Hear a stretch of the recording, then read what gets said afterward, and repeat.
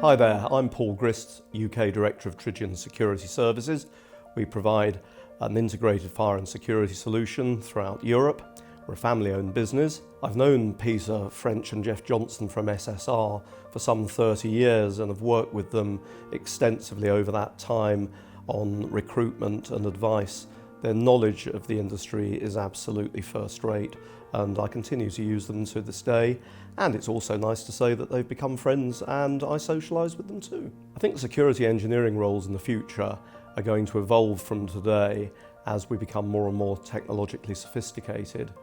We're using very different systems today, with them connected through the internet, through one another, and they have a much more intelligent range of facilities, a lot of self-diagnostics. So it's very, very different with a lot less cabling because so many products are now wireless. We have intelligent algorithms and sophisticated machine learning techniques. We have remote engineering capabilities, so we don't always need to attend site to carry out physical services. So it's very much more a simple installation process and a more diagnostic role over a much wider range of smart devices. The IoT will impact the existing security world by making solutions far less dependent on cabling networks. There's a lot more wireless product out there now, both on the fire and security side and increasingly on access control and CCTV. In fact, we have truly wireless CCTV fast approaching and possible with small static systems on the basis that battery technology has been improved so much. And now devices start to talk through one another and to one another rather than to a central hub.